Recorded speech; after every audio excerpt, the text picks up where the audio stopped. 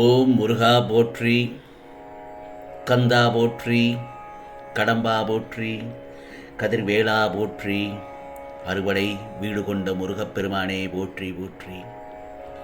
என் செல்லமே, என் செல்ல குழந்தைகளே, அவசர செய்தி, நல்ல செய்தி, முக்கிய செய்தி, ஏன் உன் விருப்பமான செய்தி. இந்த முருகப்பெருமான் சொல்வதை நீ கேட்டுத்தான் ஆக வேண்டும்.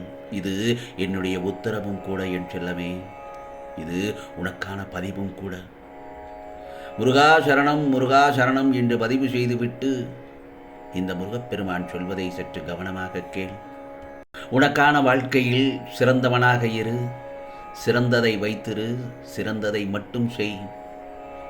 நீ நல்லவனாக தெரிவாய். எப்படி ஓடாத நதியும் தேடாத மனமும் தெளிவு கொள்ளாத ஆகவே போகும்போதே என்னை ரசித்து கொண்டு போ, திரும்பி வரமாட்டேன் உனக்காக. இப்படிக்கு வாழ்க்கை உன்னிடத்தில் சொல்லிக்கொண்டேதான் இருக்கும். வாழ்க்கை தரும் பாடம் என்ன தெரியுமா? எதுவும் சில காலம்தான். உனக்கான எதிர்பார்ப்பை குறைத்து கொண்டால் ஏமாற்றம் ஒன்றும் பெரிதாக இருக்காது.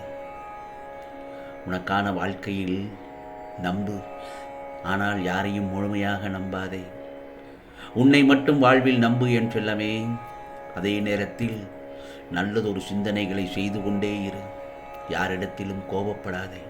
ஏனென்றால் இந்த உலகத்தில் வாழ்வது ஒரே ஒரு வாழ்க்கை. அதை அர்த்தமுள்ளதாக வாழ்ந்துவிட்டு போ. வாழ்க்கை என்பது நீ சாகும் வரை அல்ல என் செல்லமே, நீ மற்றவர்கள் மனதில் வாழும் வரைதான். ஆகவே அனுபவத்தால் உணர வேண்டிய ஒன்றை 1000 தத்துவ ஞானிகளாலும் உணர வைக்க முடியாது. உன் மனம் ஒன்றே உன்னை வீழ்த்தக்கூடிய ஒரே ஆயுதம். அது தெளிவாக இருக்கும் வரையில் நீ ஒருவராலும் வீழ்த்தப்படுவதில்லை என்பது நிதர்சனமான உண்மை. என் செல்லமே, உனக்கு நீ நல்லவனாய் இருந்தால் மட்டும் போதும். மற்றவனுக்கு நீ கெட்டவனாய் தெரிந்தால் அது உன் குற்றம் இல்லை, அது உன் தப்பு இல்லை. கண்ணில் பிழை என்றால் பிம்பமும் பிழையாகத்தானே தெரியும். அது பார்க்கப்படுபவன் பிழை அல்ல, பார்ப்பவன் பிழை. ஆகவே இந்த உலகத்தில் யாரை நீ வெறுத்தாலும் உன்னை மட்டுமாவது நீ நேசிக்க கற்றுக்கொள். ஏனென்றால் இந்த உலகிலேயே மிக மிக சிறந்த காதல் உன்னை நேசிப்பதுதான். நான் ஒன்று சொல்லட்டுமா என் செல்லமே? இன்பத்திலும் துன்பத்திலும் உன்னிடத்தில் மனம் விட்டு பேச நல்லதொரு துணை இல்லாத போதுதான் தெரியும் உண்மையான அன்பின் பெருமை எவ்வளவு என்று. ஆகவே உரிமை இல்லாத உறவும், உண்மையில்லாத அன்பும், நேர்மையில்லாத நட்பும், நம்பிக்கை இல்லாத வாழ்க்கையும் என்றும் நிரந்தரம் இல்லை. உனது புன்னகையில் உள்ள சோகத்தையும், கோபத்தில் உள்ள காதலையும், மௌனத்தில் உள்ள காரணத்தையும் யார் எல்லாம் புரிந்து கொள்கிறார்களோ அவர்களே உனது அன்புக்கு உரிமை உடையவர் என்பதை தெளிவாக தெரிந்து கொள். மௌனத்தில் வார்த்தைகளையும் கோபத்தில் அன்பையும் உணர்ந்து கொள்வதுதான் நல்லதொரு உறவு. புரிகிறதா என் செல்லமே? முதலில் புரிதல் இருந்தால் அந்த வாழ்க்கையில் பிரிதல் இல்லவே இல்லை. இழக்கும் வரை ஒருவரின் அருமை நமக்கு புரிவதில்லை. ஒருவரின் அருமையை அவர்கள் பிரியும் தருணத்தில் மட்டுமே நம்மால் உணர முடியும். ஆகவே நினைவுகளின் துணைவோடு உன் வாழ்க்கையை நடத்திச் சொல். ஒருவரை இழக்கும் போது வரும் கண்ணீரை விட அவர்களை இழக்கக்கூடாது என்று நினைக்கும் போது வரும் கண்ணீருக்கு இன்னும் வலிகள் அதிகம்தான். எதுவுமே உயர்ந்தது 2 முறை. கிடைப்பதற்கு முன்பு, தவறவிட்டு பின்பு. தனிமை கொஞ்சம் வித்தியாசமானது தான். நாமே அதை எடுத்துக்கொண்டால் அது இனிக்கும் அந்த தனிமை. புரிகிறதா? மற்றவர்கள் நமக்கு அதை கொடுத்தால் கசக்கும். எல்லோருடைய இதயத்திலும் காயங்கள் உண்டு. அதை வெளிப்படுத்தும் விதம்தான் வித்தியாசம். எப்படி என்று கேட்கிறா? சிலர் கண்ணீராக, சிலர் புன்னகையாக, வித்தியாசமாக காயங்கள் வெளிப்படுத்தும். ஆகவே எந்த ஒரு தருணத்திலும் எதையும் தாங்கும் மன வலிமை ஒன்று உனக்குள் இருந்தால் தோல்விகளை கூட நீ இலகுவாக கடந்து விடலாம் என் செல்லமே. ஒருவனுடைய வெற்றிக்கு முன்னால் வேண்டுமானால் பரிசும் பாராட்டும் இருக்கலாம். ஆனால் அவனுக்கு பின்னால் நாங்கள் தான் இருக்கிறோம். எது தெரியுமா? அவமானம், நிராகரிப்பு, தோல்வி. இதையெல்லாம் சந்தித்தால்தான் ஒருவன் நிச்சயமாக வெற்றி படிகளை அவனால் தொட முடியும் என் செல்லவே.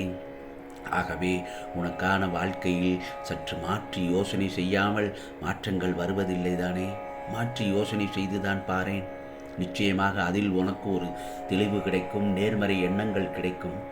ஆம், முடியாது என்பது முற்றுப்புள்ளி, முடியும் என்பது வெற்றி புள்ளி. ஆகவே புத்திசாலியா முட்டாளா என்னடி, வாழ்க்கையில் நிறைய கற்றுக்கொள்ளலாம். நிச்சயமாக வாழ்வின் பாடத்தை கற்றுக்கொள்ள பெற்றோர்கள் கடந்து வந்த பாதையை அறிந்து கொண்டாலே போதும். நிச்சயமாக அதில் நல்லதொரு தெளிவும் நல்லதொரு அனுபவமும் நிச்சயமாக உனக்கு கிடைக்கும் என் செல்லமே. ஏனென்றால் நிறைய காயங்களுக்கு பிறகுதான் கனவுகள் எல்லாம் நனவாகும். இருளாக வாழ்க்கை என்றுமே இருந்து விடுமோ என்ற கவலைப்படாதே. ஏனென்றால் கனவுகள் முளைப்பது இருளில்தான்.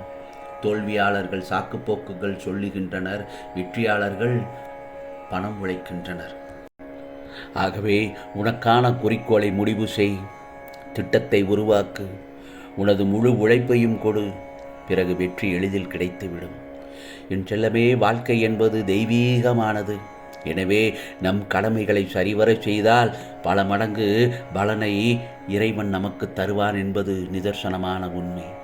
வாழ்க்கையின் வெற்றியை தீர்மானிப்பது மனம் கொண்ட மகிழ்வாக இருக்க வேண்டும். நமது செயல்களை மற்றவர்கள் மெச்ச வேண்டும் என்பதற்காக செய்யவே கூடாது. அதற்கு மாறாக அவைகளை கடமைகளாக கருத வேண்டும். ஆம் செல்லமே, உதவி செய்வது சிறப்பு. உதவி செய்வது சிறப்பு. பிறருக்கு தெரியாமல் உதவி செய்வது மிகவும் சிறப்பு. ஏன், சில நேரங்களில் அவர்களுக்கே தெரியாமல் உதவி செய்வது நல்லதொரு சிறப்பாக இருக்கும் என் செல்லமே. தற்போதைய மனித வாழ்க்கையில் நம்பிக்கை மற்றும் பொறுமை ஆகியவற்றை உளமாற பின்பற்ற தொடங்கிவிட்டால் எப்போதும் மனம் அமைதிப்பட்டு மகிழ்வான சிறப்பான வாழ்க்கை உனக்கு அமைந்துவிடும் என் செல்லமே. நிச்சயமாக இந்த முருகப்பெருமான் உனக்காக பல நல்லதொரு செய்திகளை உன்னிடத்தில் சொல்லிக்கொண்டேதான் இருக்கிறேன். சொல்லும் விஷயத்தை விட சொல்லும் விதம்தான் அதிகமாக கவனிக்கப்படுகிறது. எப்படியும் வாழ்ந்தே ஆக வேண்டும் வாழ்க்கை, எப்படியும் வாழ்ந்தே ஆக வேண்டிய வாழ்க்கை, அதை ஏன் புலம்பிக் கொண்டு வாழ வேண்டும்? அதை ஏன் வெறுத்து கொண்டு வாழ வேண்டும்? அதை ஏன் தப்பிக்க பார்க்க வேண்டும்? அதிலிருந்து ஏன் தப்பிக்க பார்க்க வேண்டும்?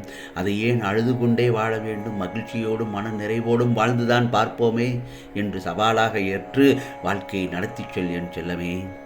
ஆகவே புகழ்ச்சியை விரும்பாத மனிதனே இல்லை. புகழ்ச்சிக்காக மட்டும் செய்யும் செயல் மனதிற்கு திருப்தியே தராது.